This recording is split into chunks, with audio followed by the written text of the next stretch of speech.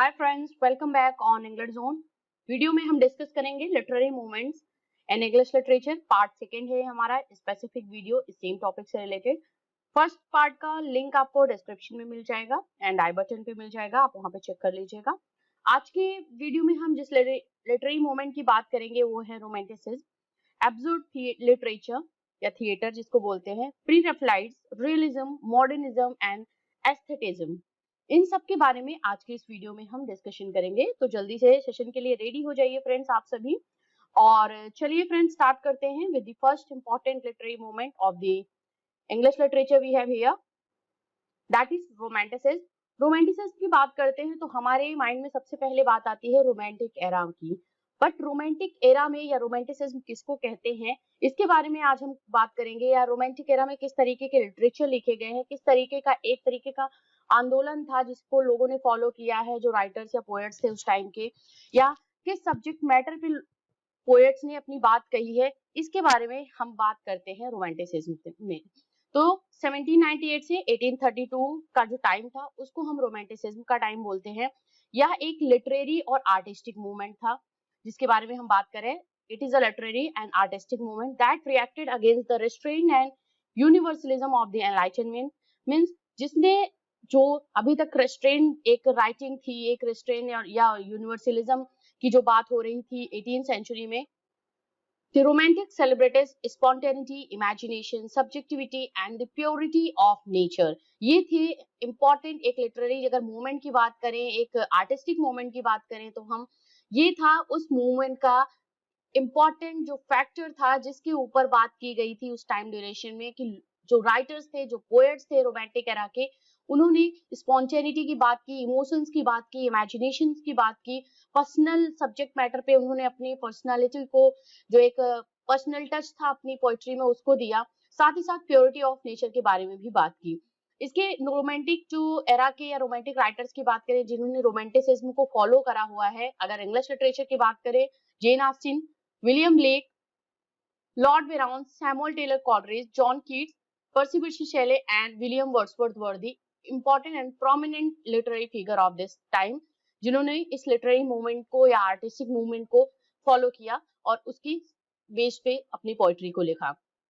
अगर हम American Romantics की बात करें तो रोमांटिक मूवमेंट में, अमेरिकन रोमांटिक मूवमेंट में जो लिटरेरी फिगर्स थे, जिन्होंने प्रोमिनेंट फिगर थे जिन्होंने रोमांटिसिज्म को फॉलो किया, they were Nathaniel Hawthorne, Herman Melville, Edgar Allan Poe, William Cullen Bryant and John Greenleaf Whittier. These are the important American romantics who followed the literary movement of the Romanticism. Next, we are going to discuss absurd literature या absurd theatre की बात कर रहे हैं हम। ये हमारा जो एक मूवमेंट था, ये भी एक लिटरेरी मूवमेंट है जो कि 1950 से 1970 के मिड में ये बहुत ज्यादा पॉपुलर हुआ था। इस तरीके के वर्क्स लिखे गए थे जो एब्सर्ड लिटरेचर से बिलोंग करते थे।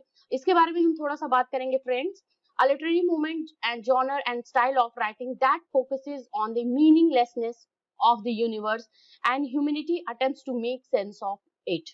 This is called, जो भी लिटरेचर उस टाइम ड्यूरेशन में, अगर एब्सर्ड लिटरेचर की बात करें या एब्सर्ड थिएटर की बात करें, तो वो लिटरेचर या वो स्टाइल ऑफ राइटिंग जिसमें मीनिंगलेसनेस की बात की गई है, मीन्स एक लॉजिक को, इलॉजिकल चीज को फॉलो करते हुए, एक ऐसे मीनिंगलेस चीजों को फॉलो करते हुए जो वर्क्स लिखे जाते थे या जो ड्रामा लिखे जाते थे, उसको हम एब्सर्ड लिटरेचर या एब्सर्ड थिएटर बोलते हैं। यह एक लिटरेरी मूवमेंट था और इसमें बात होती है कि बिना किसी सब्जेक्ट मैटर को चूज करे हुए जब कोई ड्रामेटिस्ट किसी बात को कहता है और उसको खुद नहीं पता होता है कि वो आगे कह क्या रहा है, या उसकी स्टोरी का या उसकी प्लॉट का कोई एंड नहीं होता है, और उस तरीके की कोई उसमें एक जो हम बात करें तो सब्जेक्ट की बात करते हैं, वो नहीं, उसमें कुछ मीनिंगफुल सब्जेक्ट मैटर नहीं होता है, that is called absurd theatre. The main character struggle to find any meaning in life. Samuel Beckett's Waiting for Godot is one of the most celebrated work in the theater of the absurd. ये important work है जो Samuel Beckett का important work है, Waiting for Godot। इसमें किस तरीके से दो लोग जो होते हैं, दो कैरेक्टर्स जो होते हैं इस important ड्रामा के, वो वेट करते हैं गॉड का, और उनको पता होता है कि गॉड नहीं आने वाला है, एक दिन वेट करते हैं, फिर होपलेस होते हैं और होपलेस में ही वो सेकेंड डे भी वेट करते हैं, और कोई ऐसा नहीं होता है कि गॉड वहां पे आएगा, ऐसी कोई भी बात नहीं होती। बस वो एक अपना विजन देखते हैं कि यस मैं गॉड को वेट कर रहा हूँ यहाँ पे बैठ के, और वो किस तरीके से अपने डे को वहां पे पास अवे करते हैं, गुजारते हैं वहां पे। इस बारे में इस इम्पोर्टेंट वर्क पे बात की है सैमुअल बेकेट ने। नेक्स्ट इम्पोर्टेंट लिटरेट मोमेंट की बात करें तो प्री-रैफलाइट्स है। 1848 से 1870 के मिड का ये एक तरीके का लिटरेरी मूवमेंट था, and this literary arm of an artistic movement that drew inspiration for the Italian artists working before Raphael। तो ये ऐसा था जो 1843 से 1520 मींस रैफेल के टाइम के, जो रैफेल ग्रेट पेंटर थे, उनके टाइम के पहले के जो इटालियन आर्टिस्ट थे उनकी इंस्पिरेशन होकर लेकर के, उनसे ज्यादा इंस्पायर होकर के जो एक मोमेंट हुआ इंग्लिश लिटरेचर में, अगर हम बात करें लिटरेरी टर्म्स में, तो यह एक आर्टिस्टिक मूवमेंट था जो कि अपना इंस्पिरेशन इटालियन आर्टिस्ट से उन्होंने एक तरीके से इंस्पायर्ड होकर के, जो रैफेल के पहले के इटालियन आर्टिस्ट थे उनसे इंस्पायर होकर के अपने वर्क्स को लिखा। और सबसे इंपॉर्टेंट चीज फ्रेंड्स, जो प्री-रैफलाइट्स में किस बारे में बात की, उन्होंने क्या किया, sensuousness, religiosity, archaic poetic forms and medieval setting को सबसे ज्यादा फोकस किया। इस तरीके के वर्क्स पे, इस तरीके के सब्जेक्ट मैटर पे उन्होंने अपनी पोएट्री लिखी। पेंटिंग का डिस्क्रिप्शन, आप जो वर्ड्स के थ्रू उनकी पेंटिंग का डिस्क्रिप्शन देखोगे, इनके पिक्चराइजेशन देखोगे, वो बहुत ही सेंसुअस ने थे, रिलीजियोसिटी पे बेस्ड ऑन थे ऑल्सो। और जो उनका मेडिवल सिटिंग था, ये इंपॉर्टेंट एक कैरेक्टरिस्टिक्स की बात करें तो प्री-रैफलाइट्स के जितने भी जो पेंटर्स थे या जो भी आर्टिस्टिक मूवमेंट से रिलेटेड लिटरेरी फिगर्स थे, उन्होंने इसको फॉलो किया। अगर बात करते हैं इंपॉर्टेंट प्री-रैफलाइट्स की, तो William Morris, Christina Rossetti, Dante Gabriel Rossetti and Charles Swinburne were the leading poets of this movement. इस तरीके के इस मूवमेंट के कि मतलब उनका एक था कि जो विक्टोरियन एरा से हट के उन्होंने पोएट्री लिखी। विक्टोरियन एरा में जहाँ पे इंडस्ट्रियलाइजेशन या आप करो एक रेवोल्यूशन की पोएट्री, एक साइंटिफिक रिसर्च पे पोएट्रीज या वर्क्स बेस्ड ऑन हुआ करते थे, तो इस टाइम पे जो पोएट्री लिखी गई ये एक सेंसुअसनेस, मिडिवल सेटिंग पे बेस्ड ऑन पेंटिंग्स को फॉलो करते हुए अपने पोएम्स को इन्होंने लिखा हुआ है, इस टाइम के जो इंपॉर्टेंट पोएट्स थे। नेक्स्ट बात करते हैं, रियलिज्म की बात करेंगे। 1830 से 1900 का ये एक मोमेंट था।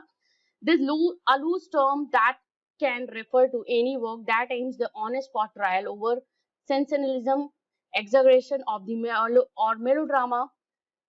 Realism referred to the 19th century literary movement, primarily French, English, and American, that aimed at the accurate, detailed portrayal of ordinary contemporary life.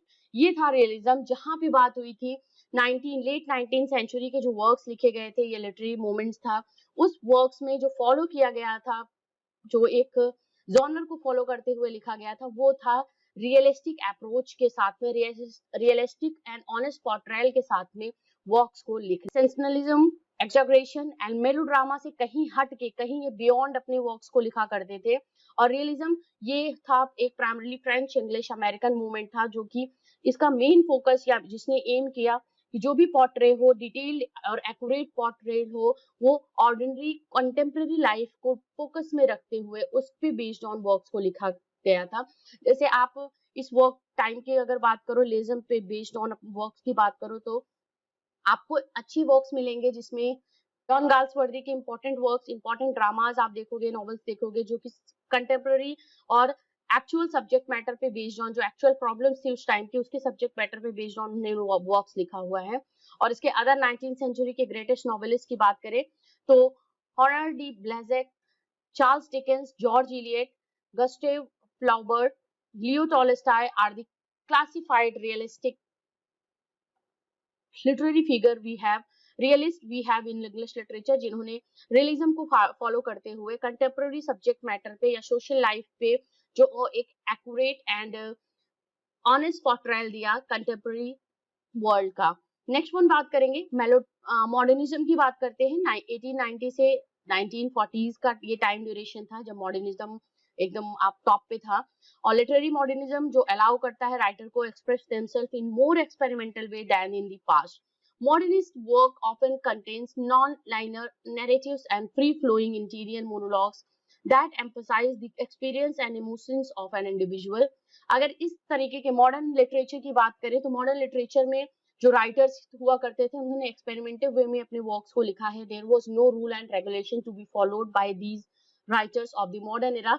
तो एक फ्री वे में, एक इंडिपेंडेंट वे में अपने वर्क्स को लिखा हुआ है मॉडर्न राइटर ने, जिसमें रियलिज्म, सरियलिज्म, क्यूबिज्म की बात आती है। साथ ही साथ यहाँ पे पोस्ट कॉलोनियल तरीके के लिटरेचर्स भी लिखे गए हैं इस टाइम ड्यूरेशन में।